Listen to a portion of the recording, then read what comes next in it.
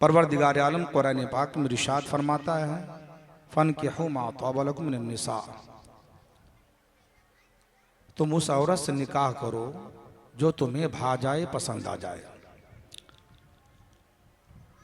देखिए उस्ताजुल उलमा वल फुक़हा हज़रत अल्लामा व मौलाना मुफ्ती अब्दुल खालिक साहब क़िबला भी सामने तशरीफ़ रखते हैं और हज़रत अल्लामा मौलाना सालिक रज़ा साहब क़िबला भी तशरीफ़ रखते हैं। ये बुज़ुर्ग आलिम दीन है, वही दूर ही से दुआ कर रहे हैं हम लोगों के लिए और हम सब के लिए दुआ करते हैं। दुआ कीजिए अल्लाह ताला इन लोगों की उम्र में बेपनाह बरकत अता फरमाए और इनके फ़यूज़ व बरक़ात से हम सबको माला माल फरमाए। देखिए हजरात, ये शादी खाना आबादी की मजलिस है। जनाब कामिल साहब ने अपनी बेटी की शादी के मौके पर बरकत हासिल करने के लिए महफिल पाक मुनाकिद की है। दुआ कीजिए परवरदिगार इस मजलिस खैर को अपनी बारगाह में कबूल फरमाए और हम सब के लिए बख्शिश व निजात का जरिया बनाए। हम और आपको अच्छी तरह मालूम है कि ये शादी करना अंबियाए किराम की भी सुन्नत है और सरकार दो आलम सल्लल्लाहु ताला अलैहि वसल्लम की भी सुन्नत है। हुजूर के अलावा भी बहुत सारे अंबियाए किराम इस कायनात में तशरीफ लाए, सहाबाए किराम तशरीफ लाए, ताबईन तशरीफ लाए, बुजुर्गान दीन तशरीफ लाए, सबों ने शादी की। तो शादी करना ये अंबियाए किराम की सुन्नत है। हुजूर ने खुद शादी की और अपनी चंद बेटियों की भी शादी हुजूर ने की। यही वजह है कि हम और आप जब हमारे बच्चे या आपके बच्चे जवान हो जाते हैं, सन्ने बुलूग को पहुंच जाते हैं, तो हम लोग उनकी शादी कर देते हैं, उनका निकाह कर देते हैं। जब बच्चे या बच्चियां जवान हो जाए, बालिग हो जाए, तो मां बाप पर जरूरी है कि उनका निकाह कर दे ताकि बच्चे गुनाह की तरफ माइल न हो। बच्चों का कदम डगमगाने से पहले पहले उनका निकाह कर दे ताकि बच्चे गुनाहों से महफूज रहे, बचा रहे।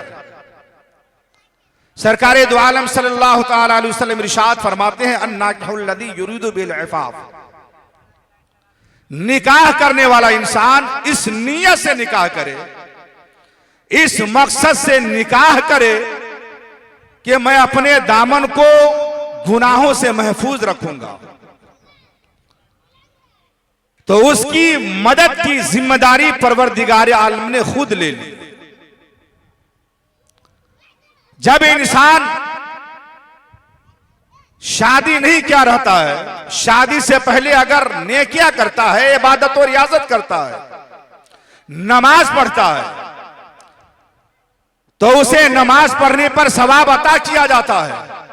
लेकिन शादी कर लेता है तो शादी के बाद उसकी इबादत का जो सवाब है उसमें 40 गुना से लेकर 70 गुना तक बढ़ा दिया जाता है। पूछा गया, या रसूल अल्लाह ऐसा क्यों? ये बंदा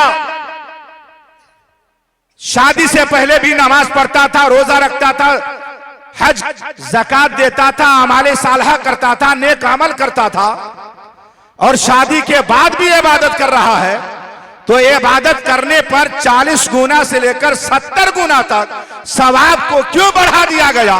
तो आका इरशाद फरमाते हैं, सुनो, बात दरअसल यह है कि शादी से पहले इस बंदा के ऊपर अल्लाह का हक था जिसको ये अदा करता था, सवाब अता किया जाता था।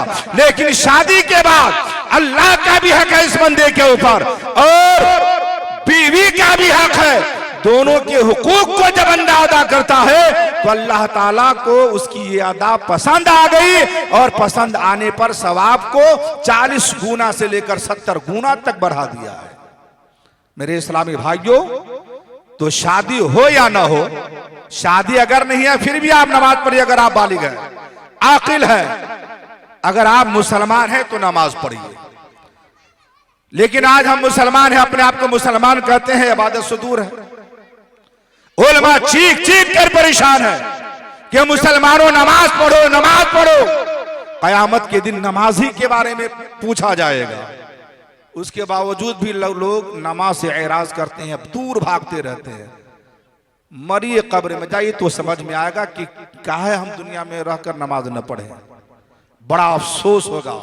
इसलिए मरने से पहले जब तक जिसमें जान बाकी है आप अल्लाह की इबादत कीजिए और कसरत से मुस्तफा जाने रहमत पर दुरूद पाक पढ़िए, अल्लाह की इबादत कीजिए, हर गुनाह वाले फेल से बचिए, हर बुराई से बचिए, नेक अमल करने की कोशिश कीजिए। अल्लाह ताला हम सबको कार्य खैर की तौफीक अता फरमाए, तमाम मुसलमानों को आपस में इत्तेहाद व इत्तेफाक अता फरमाए। हमारे उलमा स्टेज पर मौजूद है, इन्हें भी मौका दिया जाए।